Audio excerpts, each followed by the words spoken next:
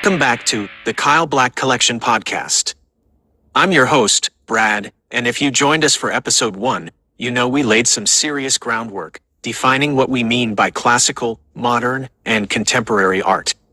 We talked about the grand vision of the Kyle Black Collection, this monumental effort to commission, archive, and perpetuate unique, one-off artworks encased forever in these incredible carbon fiber-bound novels. Well, today, we're not just talking about it, we're going straight to the source. I am absolutely thrilled, truly, to have the visionary himself, the founder, the creator, and the driving curatorial force behind this entire expedition here in the studio with me. Please give a huge welcome to the one and only, Kyle Black. Hey, thank you so much for having me today. It's wonderful to be here, Brad. I'm so excited to speak with everybody. Kyle, welcome to your own podcast. It's awesome to have you here, finally, to pick your brain about this incredible project. Kyle, in episode 1, I touched on the concept, the what, of the Kyle Black Collection. But I want to start where every grand journey begins, the inspiration. Can you tell us, what was that initial spark, that core philosophical drive, that led you to conceive of something as ambitious and groundbreaking as the Kyle Black Collection? Yeah, Brad, thank you so much. It's a wonderful question. So I've always been very driven as a collector. I've always collected art for as long as I can recall. I think a lot of us do collect art. However, I've been working recently in the last few years in the information technology sector, specifically with financial institutions, and I've really saw how fast and how aggressive the digital space is moving, and that includes large language models, AI generated images, etc. But what I've really seen is that there's a huge rise in digital content, and I'm seeing less and less physical medians, if you will, in everyday life. And so this is really a mission for me to preserve the expressions of humanity for future generations to look at, to study, to feel one again. Because I think that, within the next 30 years, digital content's going to expand to just something that we cannot even fathom, if you'll allow me to say that right now. And so I really do want to preserve our essence. We've been using these medians for thousands and thousands of years, and now I can jump on the computer and create a very beautifully illustrated image, but there's no emotion behind it. It's a computer generated program that humans taught how to produce that. And I think it's really important that we encapsulate and capture humanity from this before it's gone. I'm so sorry, I didn't know I had my ringer on there. I'll turn that off. That's incredibly powerful, Kyle. So, it wasn't just about collecting art, but about addressing a fundamental concern about its impermanence, or perhaps its susceptibility to manipulation, in the digital age. You mentioned the one-off nature of these artworks in the collection, and how they're never to be reproduced. In a world saturated with digital copies, NFTs, and endless replication, why is this non-reproducibility, this absolute singularity, so critically important to the collection's philosophy? What does it add to the art itself? Yeah, I have to agree with you 100% there, Brad. I think that, the digital space, as I was just saying, NFTs and digital copies, replications, those are becoming easier and easier to stumble upon. And, that's one of the main goals of the Kyle Black collection, is to preserve the physical art. And we're gonna keep it safe. We're gonna maintain it. We're gonna restore it. That's all. If you follow the Kyle Black collection token, then you'll know that we've already designated funds for this well into the future to maintain, restore, and preserve art. That's one of our main goals, and we want everyone to be able to have access to it, so that, again, so when future humanity stumbles upon this, they will have our sense of what life is. What is humanity? Why did they express art this way? What kind of emotions existed at the time, etc. That's a profound point, reclaiming that original, singular essence. And speaking of singularity, the decision to embed these artworks physically within carbon fiber-bound novels is truly unique. It's not a traditional gallery, not a digital file. What was the thinking behind this specific physical, archival choice? How does this format, a novel, relate to art history, to preservation, and even to the narrative potential of art itself?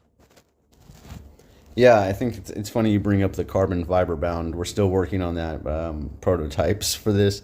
But the point is that the art is completely isolated from the elements inside of its book, so that if it comes in contact with moisture or excess heat or anything like that, the artwork inside is completely fine.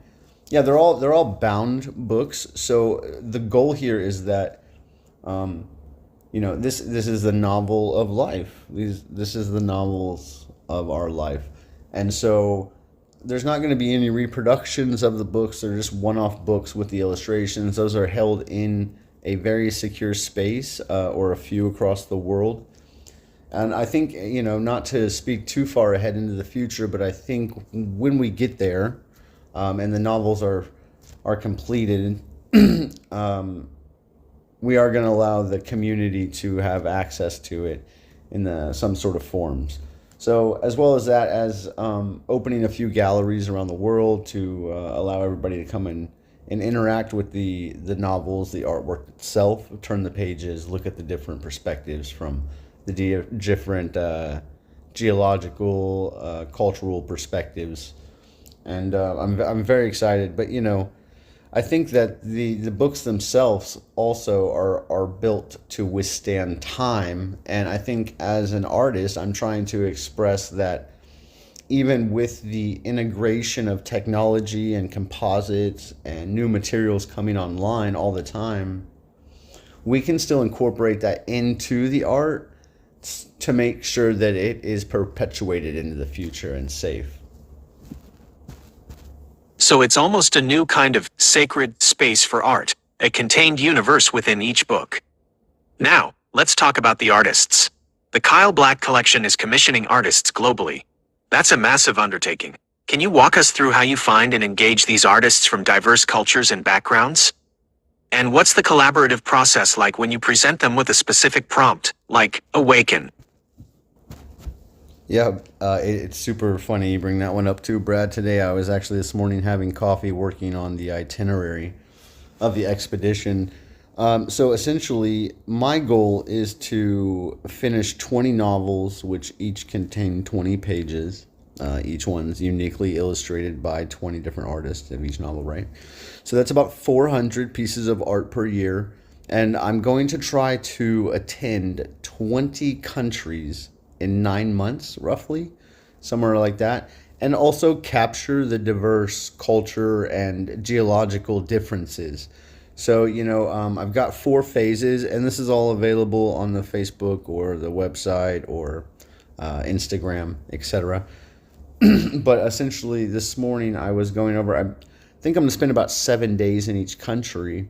But what I find extremely satisfying about this whole process is that I get to meet with each artist and get to know the artist before I give them the choice word, right? So there's 20 novels, 20 different theme words, if you'll allow me to use that.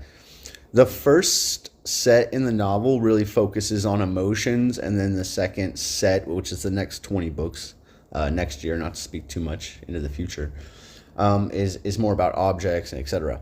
But this one specifically, these first 20 novels are meant to capture emotions of individuals.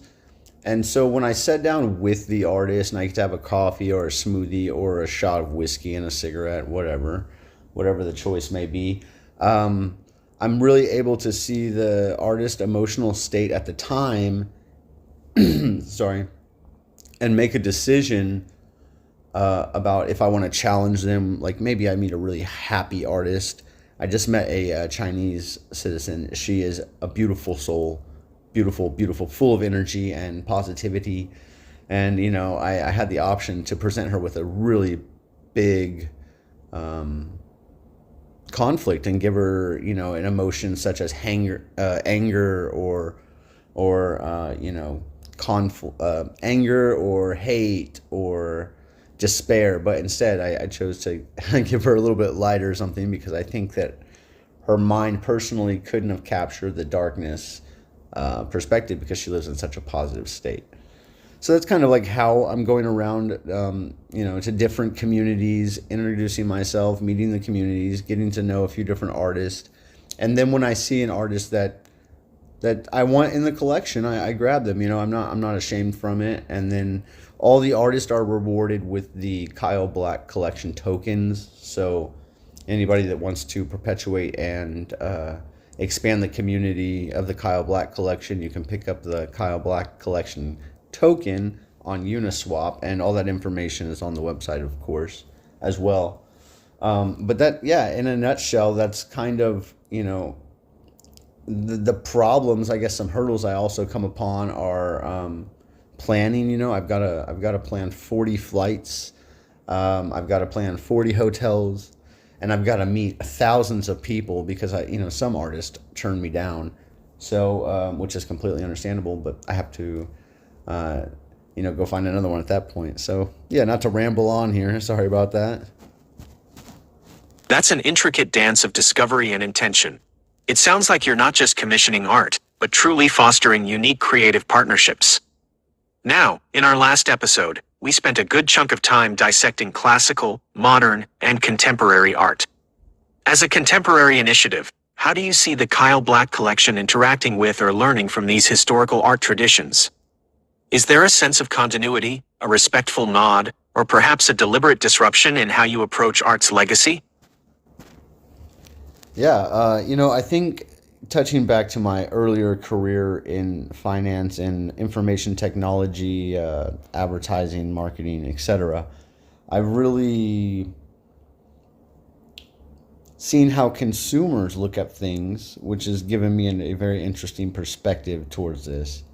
So, I'm an artist first and foremost, and this is for the preservation of art. But I also find it really funny. One of my artist buddies we were having a conversation one time. I think his name's Jim, and he had said, "Well, yeah, you're an artist. You're just performing in the art of business," and that really made me laugh. So, I think that I'm bringing a very unique, contemporary style and learning from the history of everything. Of course, when I was mentioning my business experience earlier, in that process, I really got to study trends, history, cultures, habits, and I've really incorporated it into this process, even from understanding who really obtains art, who collects art, what's the interest in art, how are people just trying to view this piece? Do they want to touch it? Do they, and so learning from all this past experience of art and the different cultures and nationalities that I come in interaction with really does allow me to create a disruption in the market and get some eyes on the Kyle Black collection. I almost want to say it's building on the foundation of everything that I've learned. That's a brilliant way to put it, building on the foundations but looking forward. And that brings us to the expedition itself. We've talked a lot about the Kyle Black Expedition as a documentary series, a way for our audience to follow you. Why is it so crucial to document this entire journey publicly? What do you hope our followers gain from witnessing this process firsthand, beyond just seeing the finished artworks? Well, yeah, I think it's, this is about the preservation of art, and of course, digital art is a form of expression of art. So The series, the expedition, is really a way for me to allow everybody to a way to preserve this experience. Right, we can go around and grab these cultures and these individuals, these nationalities, these perspectives, and put them online in a manner where they're on there for the foreseeable future for people to access, and not lose that touch, plus learn. Just the other day I was in the mountains working with an artist doing a gold piece, and she showed me how they take gold leaf paper and roll it into a little ball and then smudge it across the glass, and it almost creates like this gold dust that adheres to everything. And the video documentary portion of this, the expedition, is really meant to bring in perspective the other cultures in a modern format that allows everybody to educate, learn, have fun, and get to know different cultures and different styles and patterns of arts and trends around the world in this process of commissioning for the collection. I'm like I said earlier, I'm meeting hundreds of people, but I'm only commissioning 20 per country. So it's beautiful. It's fucking beautiful. I'm still working on getting some digital artists to kind of help with the YouTube format and the filming and the cinematography. So if anybody wants to help, please shoot me an email at at kyleblackcollection@gmail.com. I'd love to, or on Facebook or any of those things.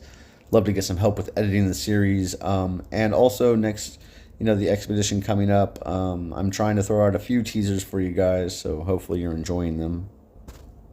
Absolutely. It's been incredible watching the teasers for the expedition, and I know our listeners are glued to the YouTube channel.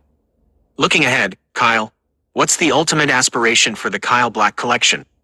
When you fast forward 50, 100, even 500 years, what kind of legacy do you hope this project leaves behind? Brad, thanks for asking that question. I really, really hope this project gives a perspective of human emotion.